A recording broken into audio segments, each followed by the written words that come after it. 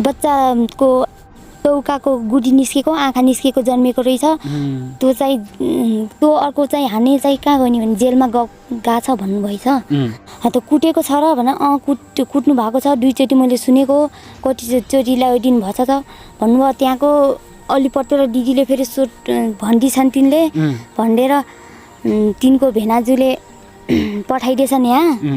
अब भेनाजु आउने बेला अब सबै नाङ्गै के पुरै नाङ्गै थियो अरे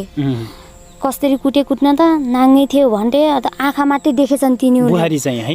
आँगैभरि पुरै आँगैभरि दाम थियो अन्त यस्तरी पिटेको रहेछ भनेर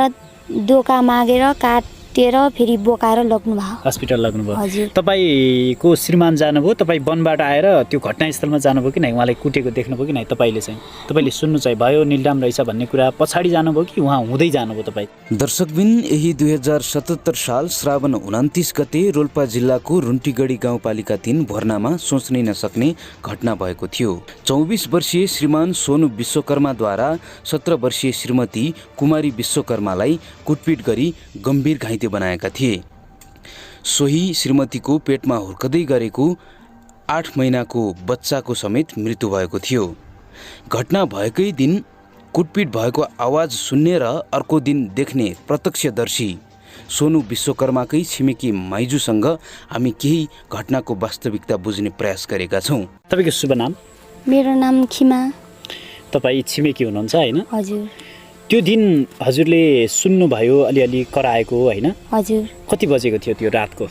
12 बजेको थियो रातको 12 बजेको थियो तपाई खासमा के गरिरहनु भएको थियो र सुन्नु भयो के सुन्नु भयो भन्दिनुस् त त्यो बाहिर हुनुहुन्थ्यो कि भित्रै हुनुहुन्थ्यो कि कसरी थाहा पाउनु भयो तपाईले म भित्रै थिए एक निस सुतेर उठेको थिए त्यहाँदेखि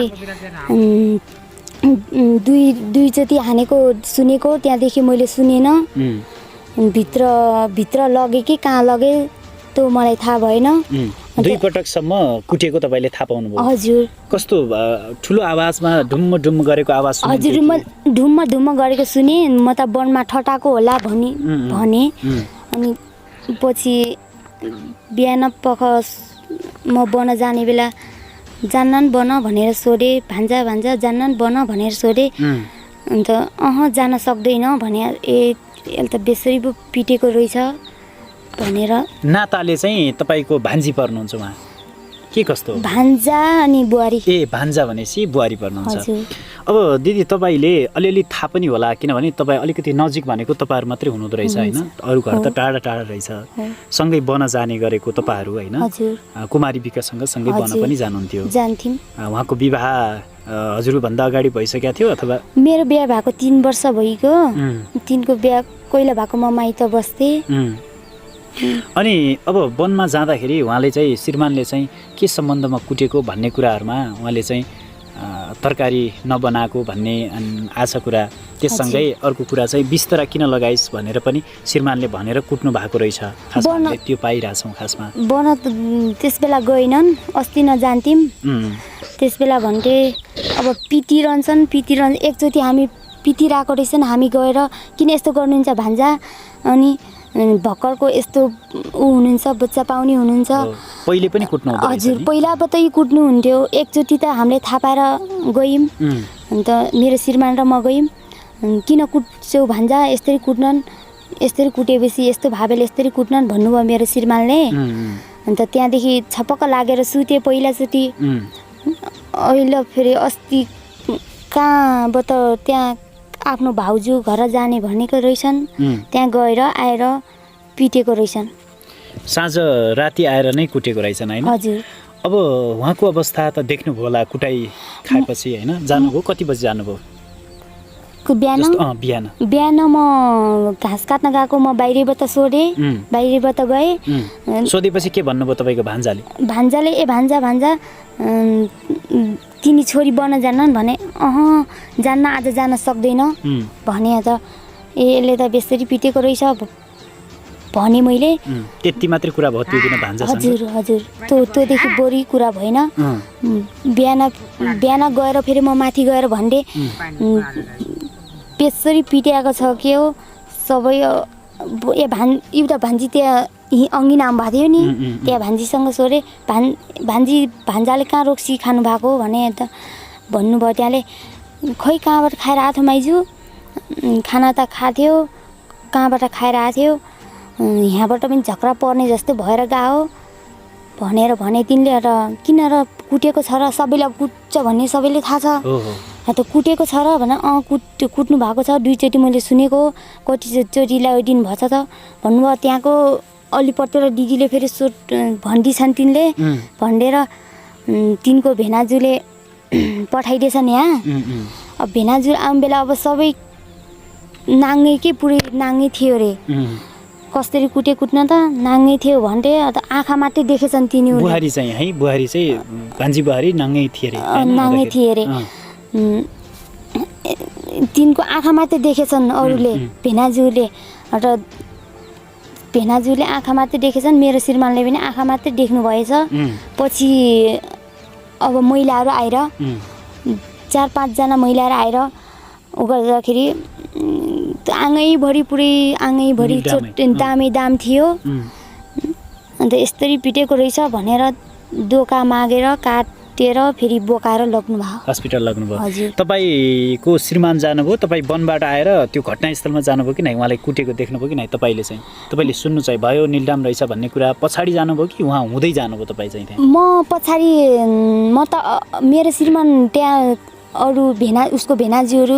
आउने बेला जानुभएको थियो म फेरि पछि आइमेहरू आउँदाखेरि गएँ अनि तपाईँले पनि देख्नुभयो हजुर मैले पनि देखेँ कस्तो थियो तपाईँको उहाँको चाहिँ चोटहरू होइन कानेर अलिक बढी लागेको देख्नुभयो उहाँको हामीले आँखामा पनि एकदम चोट लागेको रहेछ कि निलडामै रहेछ हामीले हेर्दाखेरि त्यो पनि देखियो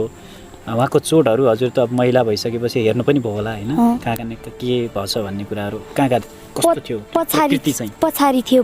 बढी त केले हानेको लट्ठीले हानेको जस्तो थियो कि मैले हातले नै हान्नुभएको हो कि त्यो अगालोले हाने भन्छन् के र कसैले अगालोले नै हानेको भन्ने हजुर अब उहाँलाई चाहिँ हस्पिटल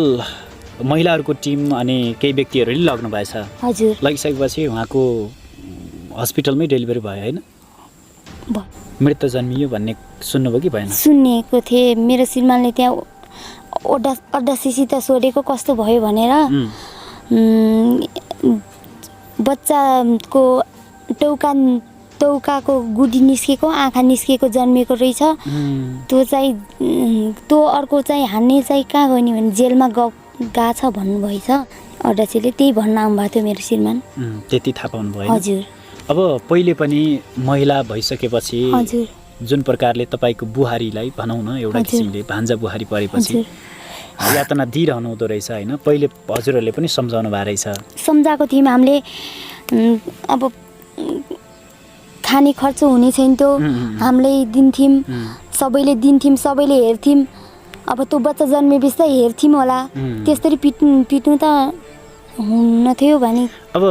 महिलालाई पनि उहाँले के आरोप आछ भने जस्तो हजुर उसले चाहिँ बिस्तरा किन लगाइस् भनेर चाहिँ बाहिरबाट आएपछि हजुर त्यो रिसिभी चाहिँ त्यही थियो अरे भन्ने कुरा आयो होइन उहाँले चाहिँ बिस्तरा लगाएको हिसाबमा महिला चाहिँ अब हजुरसँग हिँड्ने भएको हिसाबले पनि स्वभावले कस्तो हुनुहुन्थ्यो त्यो पनि खुलाइदिनु न कस्तो अब सोझी इमान्दार कहिलेकाहीँ अलि नराम्रो कार्यमा गर्ने त्यो खालको त्यस्तो छैन त्यति नि सिधा थिए लातो थिए त्यस्तो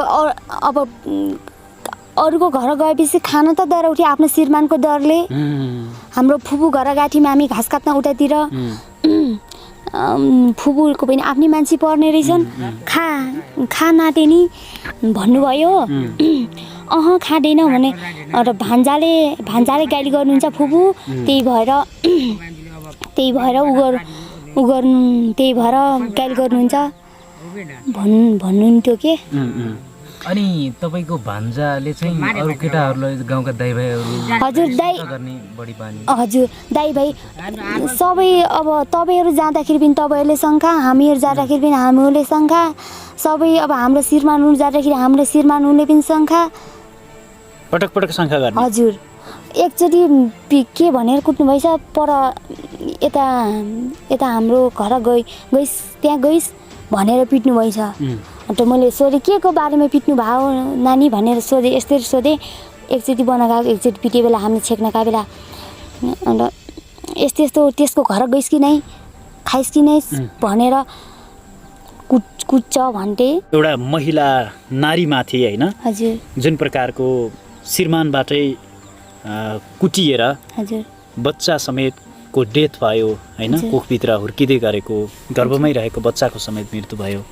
अब निकै दुःखद लाग्दो। अब पुरुषबाट महिलामाथि यस्तो किसिमको एउटा हिंसा हुन थाल्यो भने त अब हजुरहरू पनि सुरक्षित नभएको जस्तो महसुस भयो नि त होइन। किनभने आज तपाईँको बुहारी कुटिइन्, अब यही समाजमा अर्को किसिमको घटना घट्न सक्छ। त्यसले गर्दाखेरि त्यस्तो अपराधी जसले आफ्नै बच्चा आफै मार्छ, आफ्नो श्रीमती आफै मार्न खोज्छ, त्यस्तो श्रीमानलाई कस्तो किसिमको सजाय हुनुपर्छ तपाईँको विचार? अब कडाभन्दा कडा सजाय हुनुपर्छ, छोड्नु न त्यस्ता अपराधीहरूलाई। अब हामीले पनि भोलि त्यस्तै हुन सक्छ होला,